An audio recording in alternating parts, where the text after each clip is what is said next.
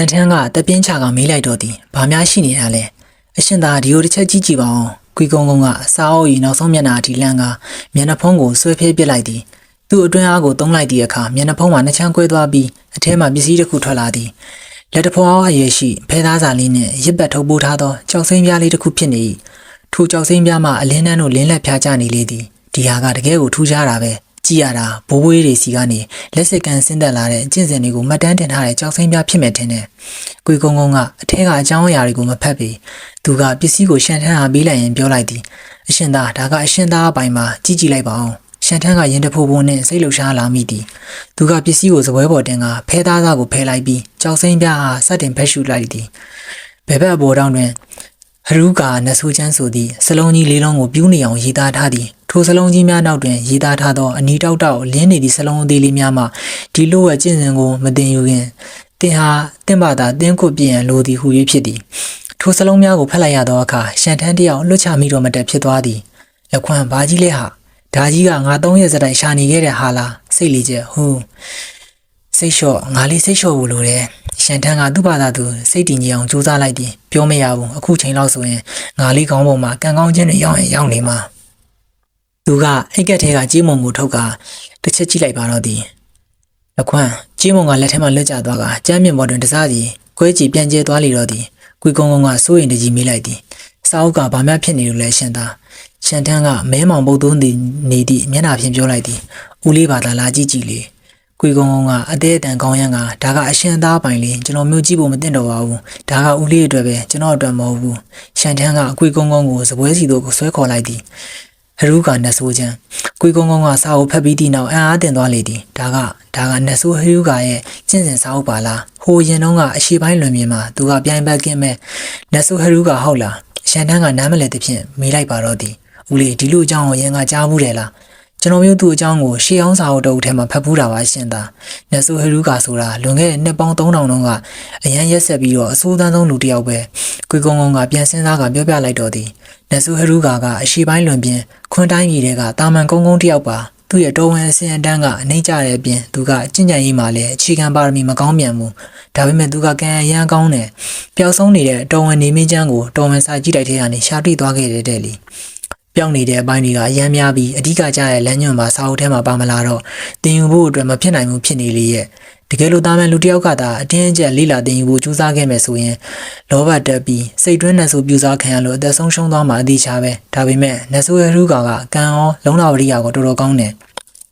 သူကသူ့ကိုယ်သူစမ်းသက်ခံပြီးအသုံးချလိုက်တယ်တော်ဝင်နေမင်းချမ်းတဲ့ကိုတခြားနတ်ဆိုးပညာရဲ့အများကြီးကိုပေါင်းထည့်တယ်နောက်ဆုံးမှာတော့အသစ်ဆက်ဆက်နတ်ဆိုးချမ်းတစ်ခုကိုတီထွင်နိုင်သွားတယ်နောက်ပိုင်းကျအဲ့ဒီချမ်းကိုနတ်ဆိုးဟရူကာချမ်းလို့နာမည်ပေးလိုက်ကြတယ်အဲ့ဒါကအရန်ကိုရက်ဆက်တယ်တည်စီနိုင်လောက်တယ်ပြိုင်ဘက်ကင်းလောက်အောင်ကိုမြန်နေတိုက်ခိုင်နှုံးရှိတယ်အဲ့ဒါအပြင်တစ်ဖက်လူရဲ့စိတ်ဆန္ဒတွေနဲ့အတွင်းနတ်ဆိုးတွေကိုနိုးထလာအောင်လုပ်ယူနိုင်စွမ်းရှိတယ်တစ်ဖက်လူကစိတ်လွတ်သွားတဲ့အချိန်မှာဒီနတ်ဆိုးချမ်းအသုံးယူသူကတီခွက်ထုတ်သုံးလိုက်ရုံပဲဒီချမ်းကအဲ့ဒီခေတ်ကာလတုန်းကအရက်ဆက်ဆုံးနတ်ဆိုးချမ်းတစ်ခုဖြစ်ခဲ့တယ်ပိုးပြီးရေးကြီးတာကဒီကျင့်စဉ်ကိုကျင့်ဖို့ဆိုလို့ရှိရင်ကျင့်ကြံရေးအခြေခံအတွက်လိုအပ်ချက်တွေကအရန်ကိုနှိမ့်နေပြီးတော့မြန်မြန်ဆန်ဆန်လေးတင်ယူတက်မြောက်နိုင်တယ်ပြောရမယ်ဆိုလို့ရှိရင်ပါရမီနေတဲ့သူတွေတောင်မြန်မြန်ဆန်ဆန်နဲ့အောင်မြင်မြင်ကျင့်ကြံနိုင်တာမျိုးဖြစ်တယ်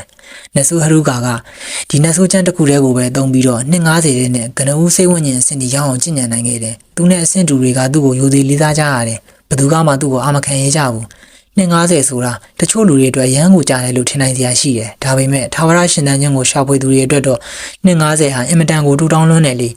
တော်ဝင်နေမင်းချမ်းအပြည့်အစုံကိုကျင့်ကြံမယ်ဆိုရင်တောင်250တဲ့နဲ့ကနဦးစိတ်ဝင်ခြင်းအဆင့်ကိုရောက်ဖို့ဆိုတာရှားပါပါရမီရှင်တွေမှပဲစွမ်းဆောင်နိုင်မှာမျိုးဒါပေမဲ့နတ်ဆုဟရူကာမှာအဲ့လိုရှားပါပါရမီမရှိဘူးဒါကြောင့်မလို့ပဲဒီကျင့်စဉ်ကတမူထူးခြားတဲ့ရှားပါကျင့်စဉ်တစ်ခုဖြစ်နေရတာပေါ့အရှင်သာဒါကရှားပါအံ့ဖွယ်ကျင့်စဉ်ရဲ့အမွေအနှစ်ပဲဒါကတော်ဝင်ကျမ်းမဟုတ်ပေမဲ့ကျင့်ကြံရေးမှာပါရမီပါတဲ့လူတွေအတွက်တော့ဒါကတော်ဝင်ကျမ်းထက်တောင်ပိုပြီးတော့ဖိုးတန်ပါတယ်အရှင်သာလေးဘဝမှာတခါတော့ကံကောင်းဘူးသွားပြီဒီတာမန်စာအုပ်ထဲမှာဒီလိုပြိုင်ဘက်ကင်းနေဆိုချင်ရှိနေမယ်လို့ဘသူကအများတွေးမိမှာလဲသခင်မသာသိရင်တော့အရှင်သာတို့အရန်ကိုပြောသွားရှာမှာကွေကုန်းကုန်းကဖဲသားစားကိုထိကန်ရင်စိတ်တွေလှုပ်ရှားလာသည်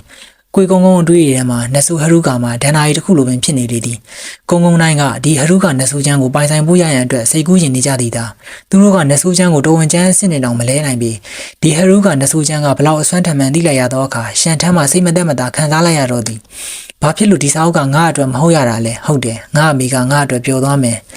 ဟုတ်တယ်ငါလေးတစ်ခါတော့ပဲကန်ကောင်းမှုသွားတယ်လက်ခွန်းအခုဒီငါလေးကကန်ဆိုးနေတော့ကြီးပဲကိုဒါကအဲ့လောက်တောင်ရှားပါနေရင်လဲဦးလေးကိုပဲယူလိုက်လေကြင်ကြံတာကန်ကောင်းပါစီဗျာ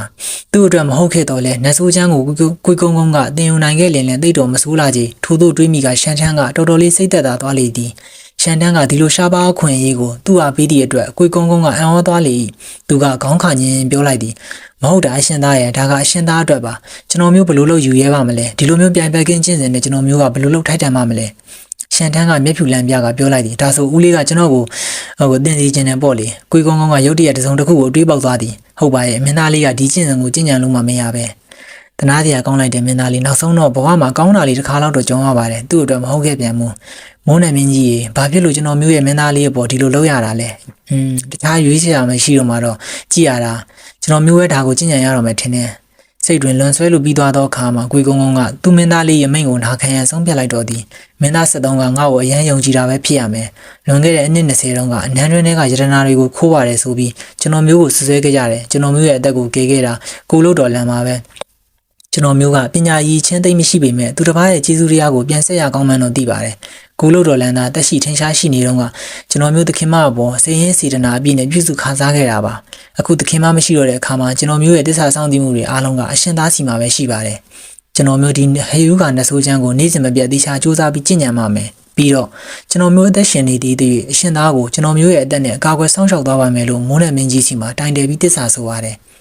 ထာဝရရှင်သန်မှုကိုရှာဖွေနေသူတွေအနေနဲ့အရာရာတိုင်းအတွက်ကံကြမ္မာဝေကြွေးဆိုတာရှိတယ်။ဒါကြောင့်ဂတိစကားများနဲ့တစ္ဆာချင်းဆိုမှုများကိုပြုခြင်းကအထူးသဖြင့်မိုးနယ်မင်းကြီးစီမှာတိုင်တယ်ပြီးတစ္ဆာပြုခြင်းကပေါ့ပေါ့တန်တန်လုံးတင်သည့်အရာမဟုတ်ပေ။ဂတိစကားတွေပေးပြီးမတည်နိုင်သူများမှာနောက်ဆုံးတွင်အသေးဆုံးနဲ့တေးကြရလိမ့်မည်။ကိုကုန်းကုန်း၏တစ္ဆာချင်းဆိုမှုမှာစိတ်ရင်းနှင်ဖြစ်သည်။သူကအကိုလို့တော်လန်းနဲ့မင်းသားလေးရဲ့ပေါ်ကျေးဇူးကြွေးတင်နေသည်ဟုခံယူထားလေသည်။ရှန်ထန်းကလည်းမှန်ကန်သောဆုံးဖြတ်ချက်ကိုချမိသည်ဟုယုံကြည်သည်။ဟေယူကနဆိုးချမ်းကိုရှာတွေ့ခဲ့ပေမဲ့လည်းငါလေးကတော့ကန်ဆိုးနေတော့မှာပဲလားနော်။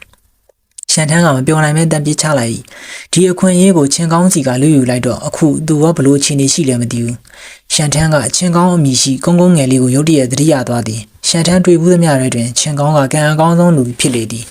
ဒီဟရူကနဆိုးချမ်းမှာလဲချင်းကောင်းပိုင်ရမည်အရာဖြစ်သည်အခုရှန်ထန်းကစာအုပ်ကိုယူထားလိုက်တော့ချင်းကောင်းစီမှာဘလို့တွေများအကျိုးသက်ရောက်သွားမလဲသူစီမှာနောက်ထပ်အခွင့်အရေးတစ်ခုပေါ်လာမှာလားဒါမှမဟုတ်တခြားပြောင်းလဲမှုတွေဖြစ်သွားမှာလားရှန်ထန်းတယောက်အင်မတန်သိကျင်နေမိတော့သည်